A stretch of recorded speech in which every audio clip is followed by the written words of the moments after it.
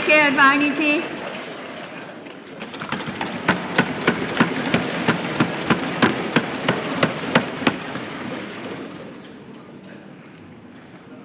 महोदया,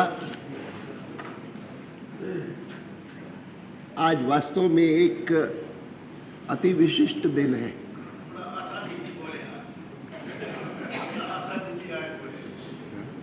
मैं समझा नहीं।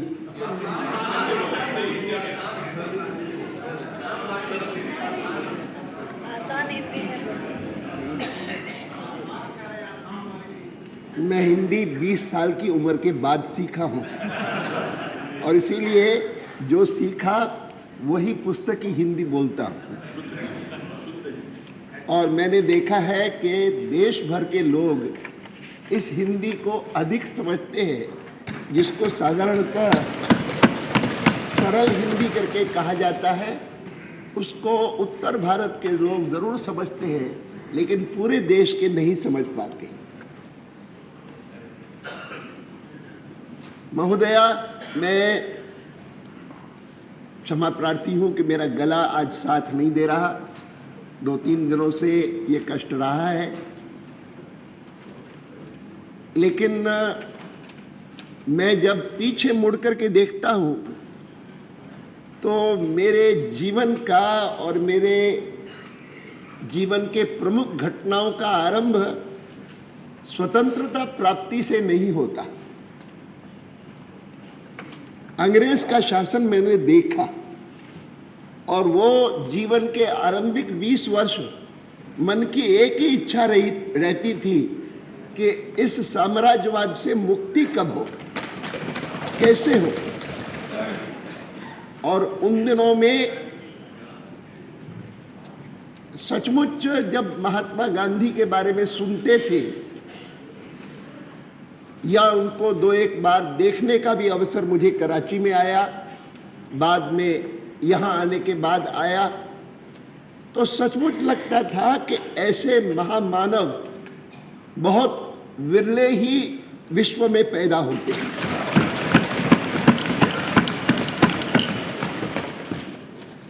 और आज मैं जब भारत के बारे में सोचता हूं तो भारत स्वतंत्र हो गया है। भारत एक अणुशक्ति भी बन गया है। भारत आने वाले वर्षों में एक विश्व शक्ति बन जाएगा, इसमें भी लोगों को संदेह नहीं। लेकिन यह सब विशेषताएं होते हुए भी मुझसे कोई आज अगर पूछता है कि सबसे बड़ी विशेषता कौन सी है, कि जो अंग्रेज से मुक्ति पाने के बाद, स्वतंत्र होने के बाद भारत में संविधान बनने के बाद और आज संसद का पहला दिन से लेकर के 60 वर्ष बीत जाने के बाद सबसे बड़ी उपलब्धि आप किसे मानेंगे? तो मैं कहूँगा जिस कारण से आज हम ये दिन मना रहे हैं कि भारत एक महान और सफल लोकतंत्र बना है, इस उपलब्धि को मैं सबसे बड़ी उपलब्धि मानता हूँ। उन दिनों में कोई देखे कि जब भारत ने 1950 में लोकतंत्र अपनाया तो विदेशी विद्वानों ने कैसी कैसी टिप्पणियां की कि यह देश लोकतंत्रीय देश बनेगा। और मैं किसी को कोट नहीं करता हूं, लेकिन वहां के बड़े बड़े विद्वानों ने भी कहा कि जिस देश में करोड़ों लोग अपना नाम नहीं लिख सकते, अगर किसी दस्तावेज पर हस्ताक्षर करते हैं तो अंगूठा लगा करके अपना हस्ताक्षर करते हैं, वो देश लोकतंत्र कैसे बनेगा? वह देश सफल लोकतंत्र कैसे बनेगा? यह आशंका प्रकट करने वाले, अनास्था प्रकट करने वाले बहुत सारे लोग थे।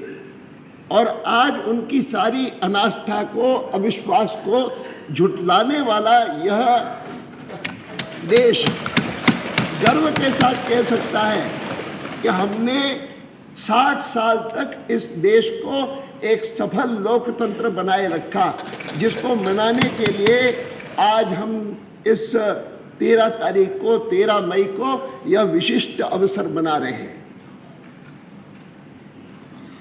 मुझे याद है कि 1989 या 90 की बात होगी कि जब मैं पार्टी का अध्यक्ष था, एक कैनेडियन टेलीविज़न टीम नई दिल्ली आई थी मुझसे भेंट वार्ता करने के लिए। मेरे अशोक रोड के कार्यालय में आई और आकर के उन्होंने कहा कि आपका इतना अनुभव है भारत के लोकतंत्र का, स्वतंत्रता प्राप्ति से लेकर के आज तक का, हम आपसे जानना चाहते हैं कि जहां दुनिया भर में जो भी विकासशील देश थे और उन्होंने साम्राज्यवाद से मुक्ति पाने के बाद लोकतंत्र अपनाया, लेकिन अधिकांश देशों में लोकतंत्र किसी न किसी प्रकार से विसर्जित हो गया। कहीं पर सैनिक शासन आ गया, कहीं पर और प्रकार का कोई अधिनायकवादी शासन आ गया।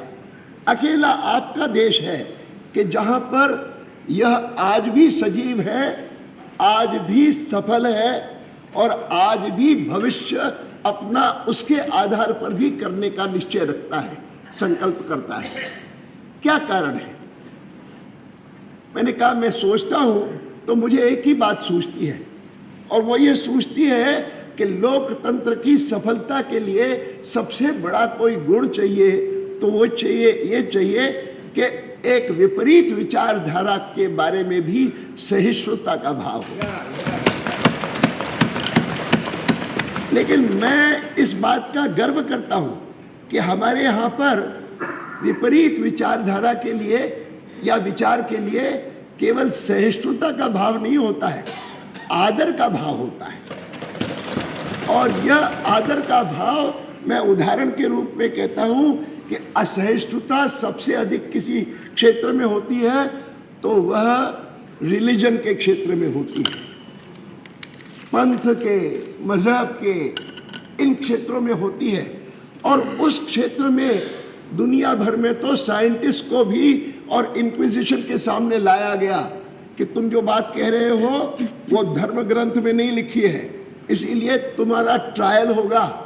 हिंदुस्तान में ट्रायल तो छोड़िए, एक ऐसा विचारक था जिस विचारक ने कहा कि ये जो आपको कहते हैं कि अच्छा आचरण करो तो अगले जन्म में उसका तुमको पुण्य मिलेगा, ये पंडित बेकार बात करते हैं, आप फिक्र मत करो उनकी, और आप खूब खाओ पियो मौज करो, ईट ड्रिंक एंड मेक मेरी। और उसका चार्वाक का प्रसिद्ध वाक्य है, यावत जीवम सुखम जीवेत ऋणम कृत्वा घृतम पिबेत, ऋणम कृत्वा घृतम पिबेत, अर्थात कर्जा लो और घी पियो। इन वेस्टर्न कंट्रीज में कभी इसको सुनाता था, मैं उनको कहता था he was not talking of credit cards. ऋणम कृत्वा घृतम पियो पिबेत भस्मीभूतस्य देहस्य पुनरागमनम कुतः। यह देह तो भस्म होने वाला है, यह सोचना कि अगला जन्म आएगा, कुछ नहीं आएगा, बेकार बात है। और यह कहने वाला चार्वाक, उसको इंक्विजिशन के सामने नहीं खड़ा किया, उसको ऋषि चार्वाक कहा, अर्थात सहिष्णुता नहीं लेकिन आदर का भाव। जब पंथ के, मजहब के क्षेत्र में विपरीत विचार वाले का आदर हो, उसको ऋषि कहा जाए, तो आर्थिक, सामाजिक, राजनीतिक क्षेत्र में अगर कोई व्यक्ति कहता है कि पूरा का पूरा राज्य के अधीन होना चाहिए, दूसरा कहे कि सारा का सारा आम जनता के अधीन होना चाहिए, इस पर मतभेद में असहिष्णुता कैसे होगी?